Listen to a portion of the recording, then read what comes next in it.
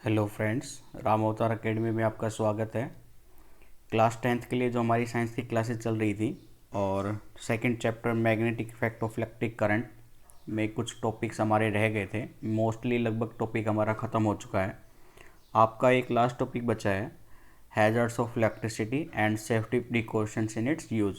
Means electricity के तो काफ़ी यूज़ हैं हमारी लाइफ में, लेकिन उससे होने वाले क्या क्या नुकसान चीज़ हैं उसके बारे में हम थोड़ा देखेंगे। साथ ही हम थोड़ा प्रिकॉशंस के बारे में जानेंगे कि इलेक्ट्रिसिटी अप्लायंसेस पे वर्क करने के लिए हमें किन किन बातों का ध्यान रखना ज़रूरी है। ठीक है, तो टॉपिक का नाम नोट कर लीजिए आप एक बार। Hazards of electricity and safety precautions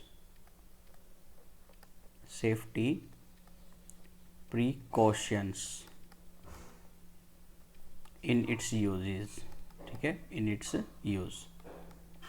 तो इलेक्ट्रिसिटी के क्या क्या हैज़र्ड्स हैं और इसको यूज़ करने के लिए क्या क्या सेफ्टी प्रिकॉशंस आपको बरतने चाहिए। ठीक है, तो हैज़र्ड्स ऑफ इलेक्ट्रिसिटी देखते हैं बच्चों। सबसे पहले नॉर्मली आपको ये तो मालूम है कि इलेक्ट्रिसिटी आज के टाइम पर हमारी लाइफ में इतना इन्वॉल्वमेंट कर चुकी है कि बिना इलेक्ट्रिसिटी के हमारे लिए सर्वाइव करना बहुत ही मुश्किल है, ना के बराबर ही कह सकते हैं हम एक हिसाब से।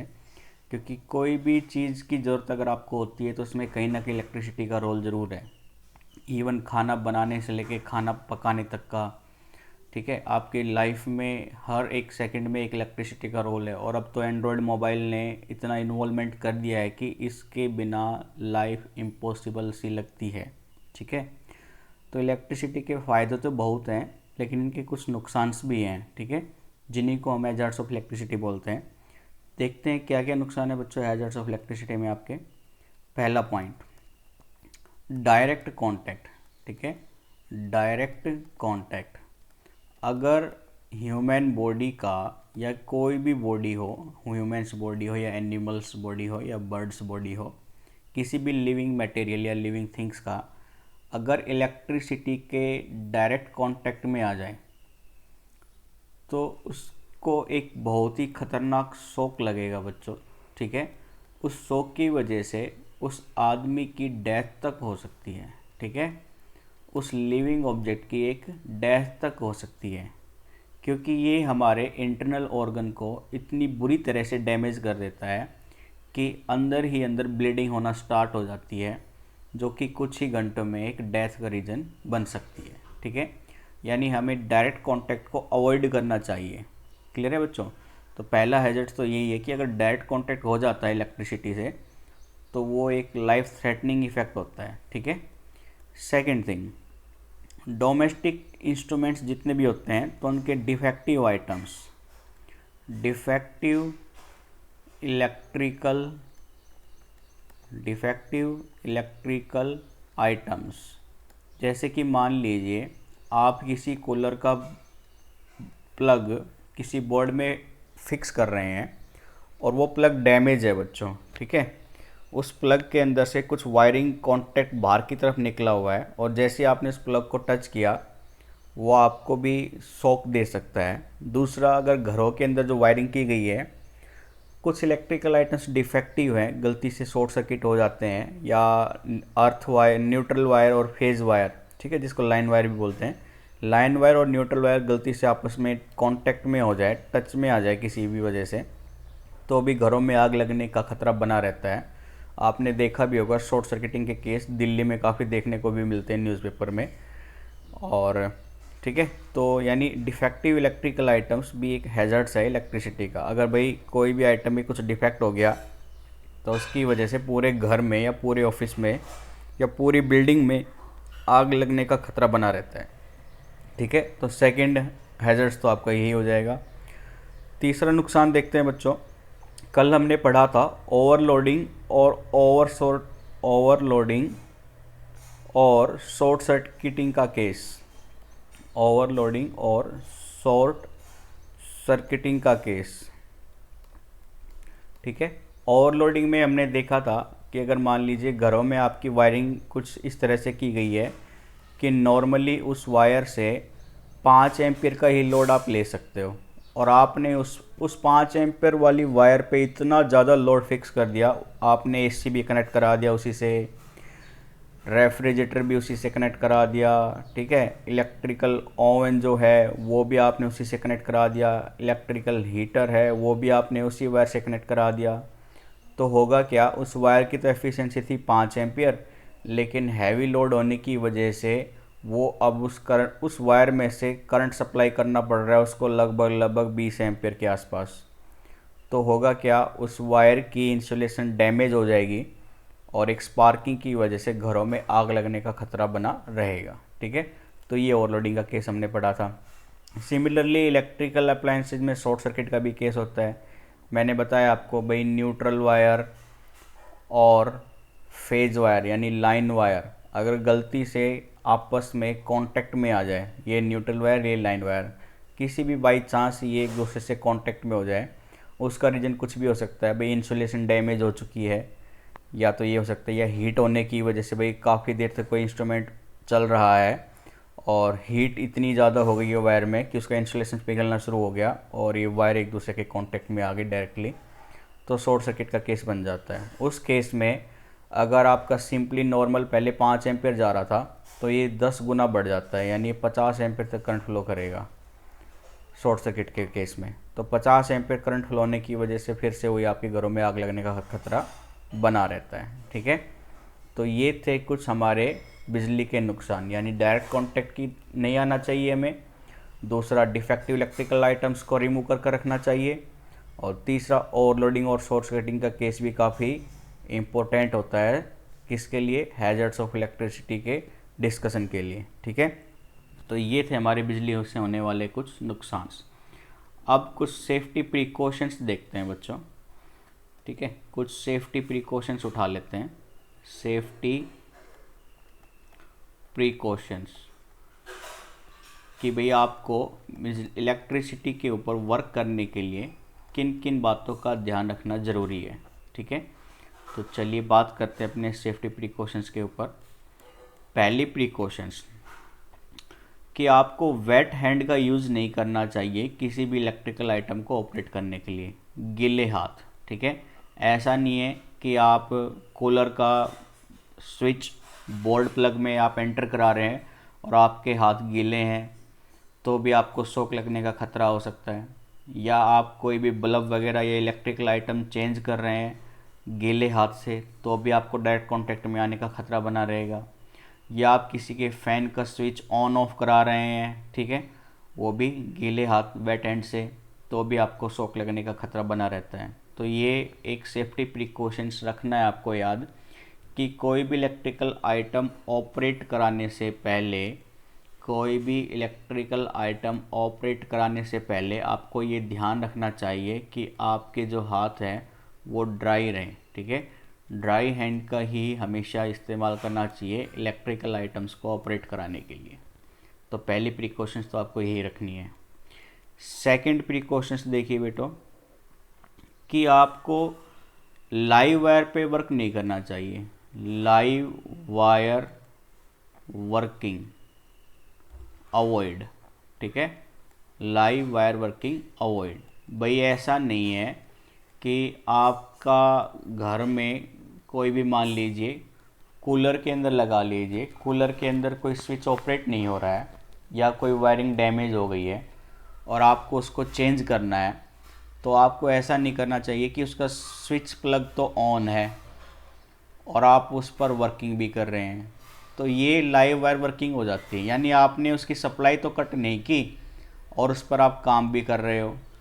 ये एक सेफ्टी प्रिकॉशंस में आता है, यानी आपको कोई भी इलेक्ट्रिकल आइटम्स में रिपेयरिंग करनी है या उसमें कोई चेंज करना है तो आपको लाइव वायर का ऑपरेशंस नहीं करना चाहिए, यानी सबसे पहले आपको उसकी सप्लाई कट करनी पड़ेगी, ठीक है। आप उसकी इनपुट सप्लाई को कट कर दीजिए, उसके बाद ही उस इलेक्ट्रिकल आइटम के ऊपर आप ऑपरेट कीजिए, ठीक है। तो आपको ये याद रखना है, लाइव वायर पर कभी वर्क नहीं करना, आपको हमेशा उसकी सप्लाई कट करने के बाद ही उसके ऊपर इलेक्ट्रिकल आइटम जो भी है आपके पास उस पर वर्क करना चाहिए, ठीक है, ये दूसरा सेफ्टी प्रिकॉशन था।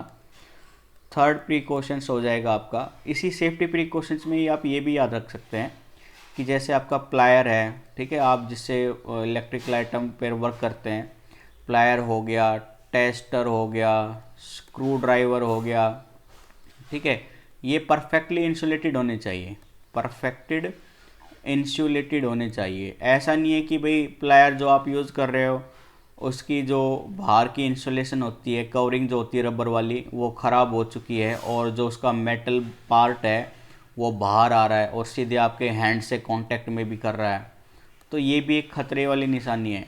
भाई गलती से अगर मान लीजिए कोई करंट फ्लो हो भी जाए सर्किट में और जो प्लायर था उसका इंसुलेशन डैमेज हो चुका है और उसका मेटल बॉडी डायरेक्ट आपके हैंड के कांटेक्ट में है, तो मेटल बॉडी तो एक कंडक्टर की तरह काम करेगी, यानी वो सीधा शॉक आपको लगेगा और फिर आपको आपकी डेथ तक हो सकती है। ये इतना नुकसानदायक होता है, ठीक है।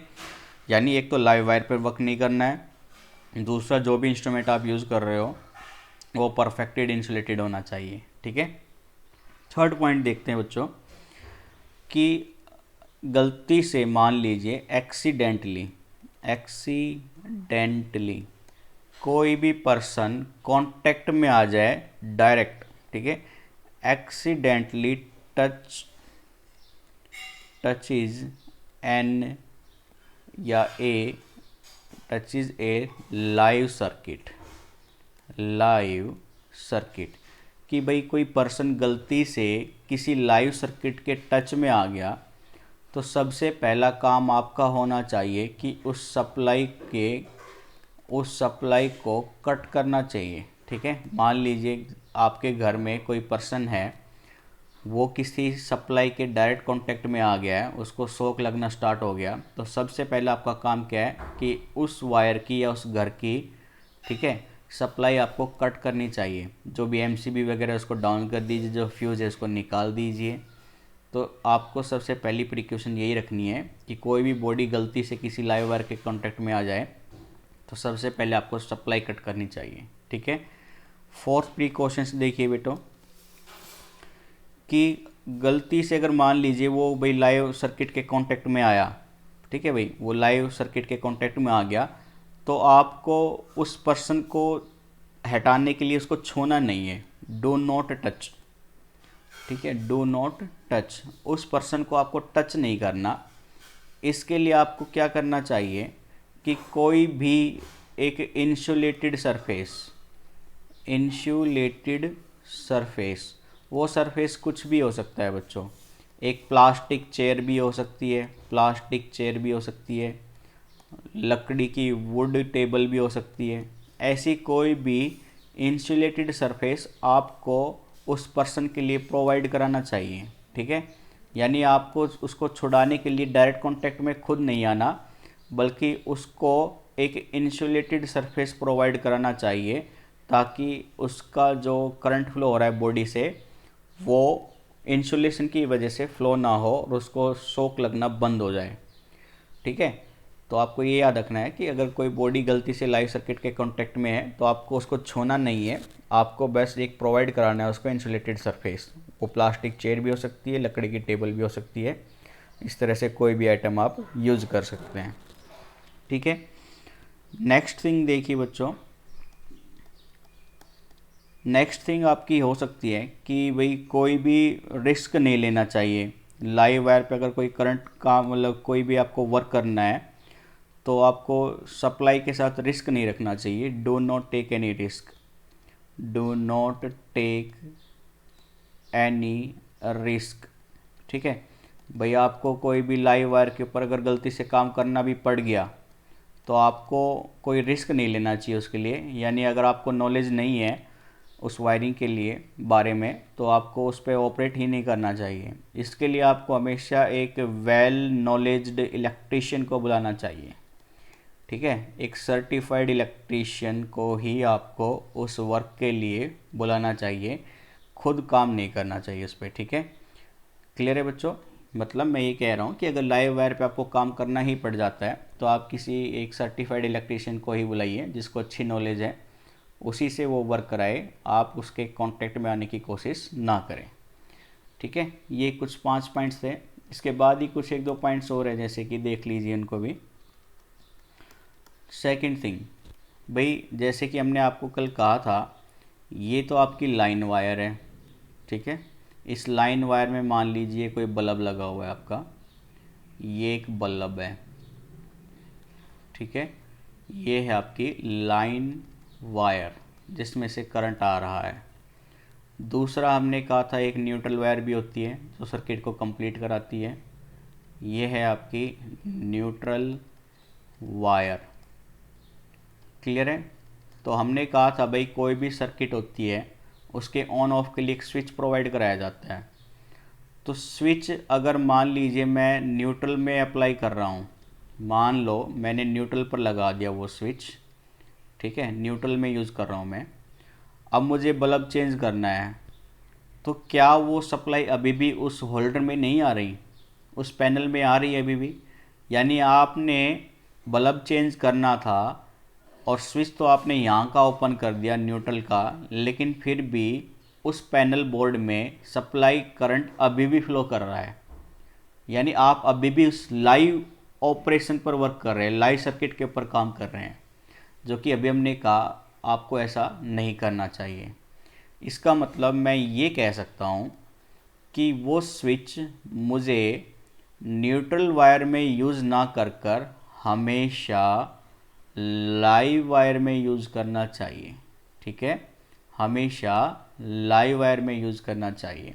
तो अभी ये स्विच क्लोज है, अगर मैं इसको ऊपर कराकर ओपन करा दूँ स्विच को, तो आपकी सर्किट में करंट फ्लो होना बंद हो जाएगा। यानी अब ये जो सर्किट पैनल है ये लाइव सर्किट के ऊपर नहीं रहेगा, यानी इसमें से कोई करंट फ्लो नहीं करेगा। अब ईजिली आप यहाँ पे वर्क कर सकते हैं, ठीक है। तो आपने प्रिकॉशंस के लिए क्या याद रखना है कि जो भी स्विच होता है किसी भी बोर्ड को या किसी भी इलेक्ट्रिकल अप्लायंस को कंट्रोल करने के लिए, ऑन ऑफ करने के लिए, जो स्विच होता है वो हमेशा लाइव वायर के अंदर ही प्रोवाइड कराया जाता है, ठीक है, ना कि न्यूट्रल वायर पर। क्लियर है बच्चों। 7th पॉइंट देखिए, सेम थिंग मैं फ्यूज़ के लिए भी कह सकता हूँ कि भाई आपको कोई फ्यूज़ यूज़ करना है तो भी उसको आपको लाइव वायर में ही यूज़ कराना चाहिए, ना कि न्यूट्रल वायर में। क्लियर है। सेकंड थिंग, मैं फ्यूज़ के लिए आपको ये भी कह सकता हूँ, मान लीजिए ये लाइव वायर है और ये बल्ब है, ठीक है, या कोई भी इलेक्ट्रिकल आइटम है, ये करंट ले रहा है 2 एम्पियर का, ठीक है, ये 2 एम्पियर का करंट ले रहा है बच्चों। मैक्सिमम करंट होता है ये इसका, मैक्सिमम हाईएस्ट करंट। नॉर्मली जब ये ऑपरेट करता है तो मान लो ये 1.5 एम्पियर के आसपास ले रहा है नॉर्मली, और किसी अब नॉर्मल कंडीशन में ये मैक्सिमम 2 एम्पियर तक ही ले सकता है।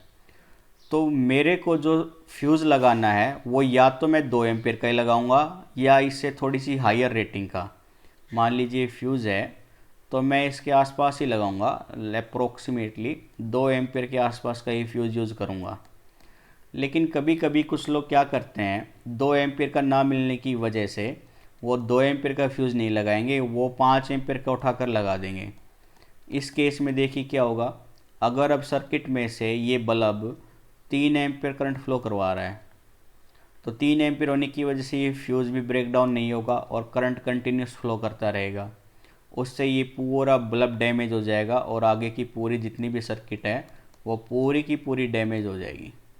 यानी कहने का मतलब क्या है, फ्यूज़ की रेटिंग गलत इस्तेमाल करने से भी आपके घरों में आग लगने का या करंट लगने का खतरा बना हुआ रहता है, ठीक है। तो आपको फ्यूज़ की जो रेटिंग है वो उस अप्लायंस के कंट्रोल के ऊपर ही यूज़ करनी चाहिए, ना कि अपनी मर्ज़ी से, ठीक है। तो फ्यूज़ का जो इस्तेमाल करना है वो भी जिस सर्किट को कंट्रोल करा रहे हो उसकी रेटिंग के हिसाब से बिल्कुल परफेक्ट होना चाहिए। चाहे आप इस चीज़ के लिए किसी इलेक्ट्रिशियन को बुला सकते हैं, वो भी आपको ये डाटा इन्फॉर्मेशन डिटेल में दे सकता है, ठीक है। ये आपकी नेक्स्ट प्रिकॉशन थी। क्लियर है बच्चों। नेक्स्ट थिंग 9th में अगर हम चाहें तो ये लिख सकते हैं कि हमेशा हमें अवॉइड करना चाहिए ओवरलोडिंग के केस को। To avoid overloading.